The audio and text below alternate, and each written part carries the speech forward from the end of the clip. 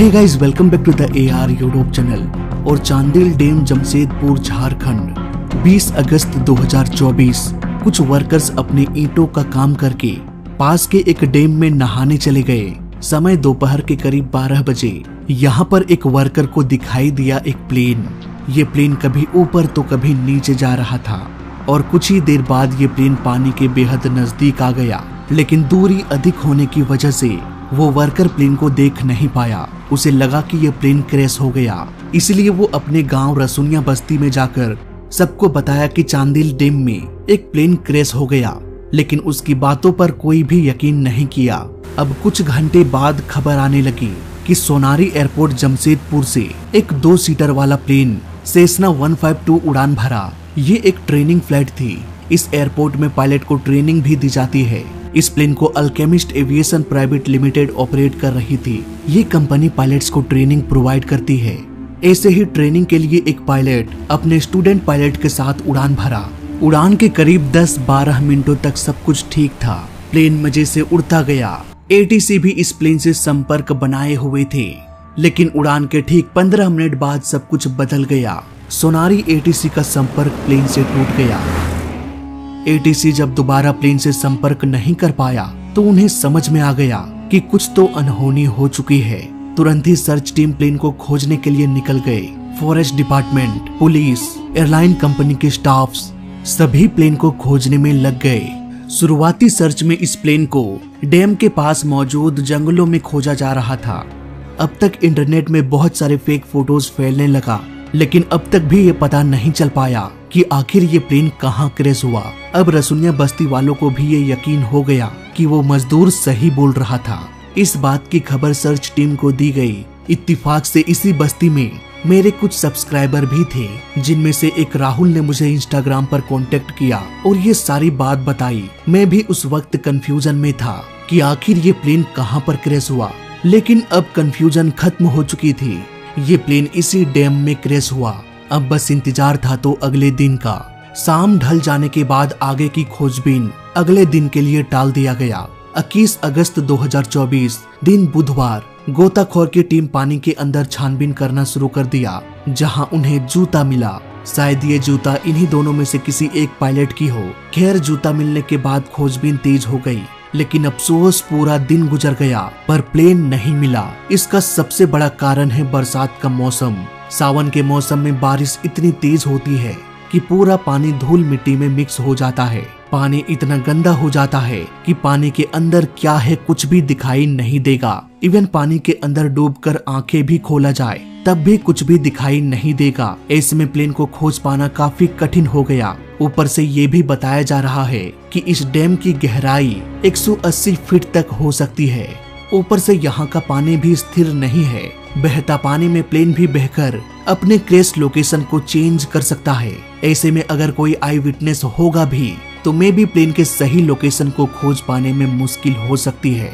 21 अगस्त का दिन भी गुजर गया पर ये प्लेन दोबारा नहीं मिला। हादसे में सवार दोनों पायलट्स के रिलेटिव समेत सर्च टीम इसी उम्मीद में लगे हुए थे कि अब प्लेन मिल जाएगा, लेकिन अगला दिन भी गुजर गया और सभी को निराशा ही हाथ लगी। दोस्तों, ये वीडियो मैं बाद में रिकॉर्ड कर रहा हूँ 22 अगस्त को। अभी करीब 10-11 बजे ये न्यूज आई है कि नीमडी प्रखंड के डैम में एक बॉडी मिली है, जिसकी पहचान सुब्र दत्त के रूप में हुई है। दोस्तों, फिर से मैं ये ऑडियो रिकॉर्ड कर रहा हूँ करीब 8 घंटे बाद, यानी कि करीब रात के 8 बजने वाले हैं। और अभी एक न्यूज आया है कि कैप्टन जीत की बॉडी भी मिल चुकी है और प्लेन का कुछ भी पता नहीं चला है। तो आइए वीडियो को कंटिन्यू करते हैं। आज भी इस प्लेन को चांदिल डैम में खोजा जा रहा है। अब तक ये प्लेन मिसिंग ही है।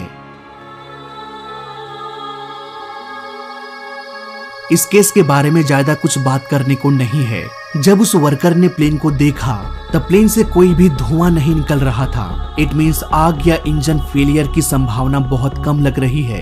एक चीज नोटिस करने वाली है, ऐसा बताया जा रहा है कि प्लेन हिल के लंबे लंबे पेड़ों के बहुत नजदीक से होकर गुजरा। ऐसा लगा मानो ये प्लेन पेड़ों से टकरा गया हो। इसके बाद ये प्लेन अनबैलेंस हो गया। प्लेन कभी ऊपर तो कभी नीचे जाने लगा। इस तरह से ये करीब 2 से 3 किलोमीटर दूर चला गया और ये प्लेन क्रैश हो गया। हालांकि क्रैश होते हुए किसी ने भी नहीं देखा, बस ये प्लेन पानी के बेहद नजदीक से उड़ रहा था।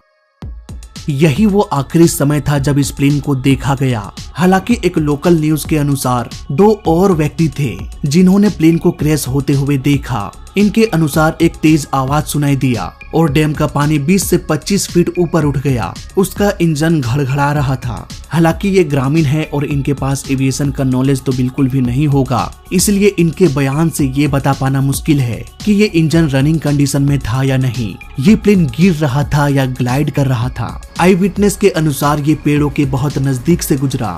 इसके बाद ही ये प्लेन ऊपर नीचे गोते खाने लगा, इसलिए इस बात की भी संभावना हो सकती है कि प्लेन अगर पेड़ से टकराया हो तो वो विंग्स के कंट्रोल सरफेस को डैमेज कर दिया हो, जिसकी मदद से प्लेन्स को कंट्रोल किया जाता है।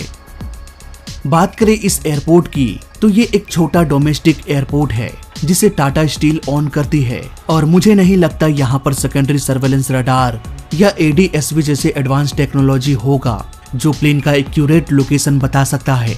हालांकि अल्केविस्ट एविएशन प्राइवेट लिमिटेड के अनुसार इस एयरपोर्ट में DVOR और पेपी नेविगेशन सिस्टम मौजूद है।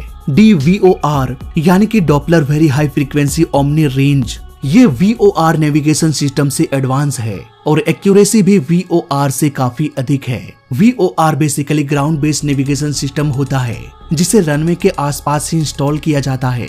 ये एंटीना हर एक डायरेक्शन में सिग्नल भेजता है। जब प्लेन इसके सिग्नल के रेंज में आता है तो पायलट को ये जानकारी मिल जाती है कि वो एयरपोर्ट से किस डायरेक्शन में है।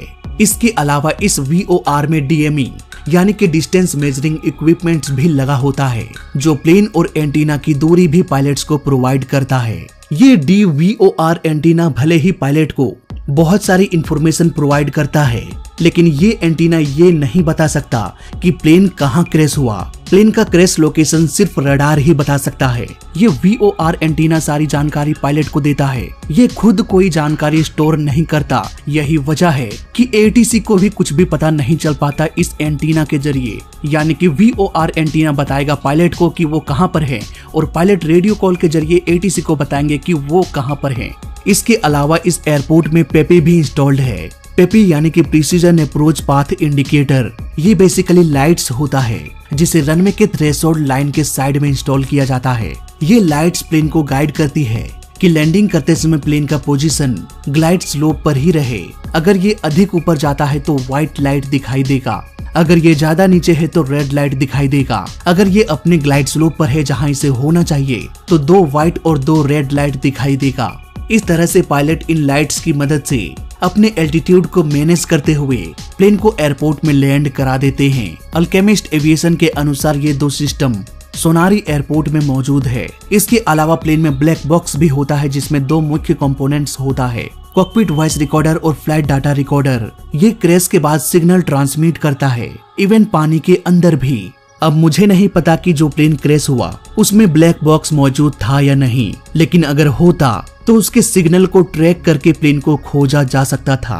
खैर जो भी हो, हम यही प्रे करेंगे कि जल्दी से जल्दी प्लेन का मलबा मिल जाए और हादसे में मारे गए दोनों पायलट की आत्मा को शांति मिले। इस केस पर मेरी नजर बनी रहेगी। आगे जो कुछ भी अपडेट आएगा उसके बारे में भी आपको जानकारी दी जाएगी। आप मुझे इंस्टाग्राम में फॉलो कर सकते हैं। अगर इसके बारे में या इस तरह की जानकारी मुझे देना चाहते हैं तो मैं अपने तरीके से इस केस को समझूंगा और आपको एक बेहतर जानकारी दूंगा। तो फिलहाल इस वीडियो में अभी तक के लिए बस इतना ही। वीडियो अच्छा लगा तो लाइक कर देना, बुरा लगा तो डिसलाइक कर देना और दोनों ही केस में इस चैनल को सब्सक्राइब कर देना, क्योंकि इस चैनल में सीखने के लिए बहुत कुछ है। तो मैं मिलता हूँ आपसे अगले वीडियो में, तब तक के लिए देखते रहिए और सीखते रहिए। जय हिंद, वंदे मातरम।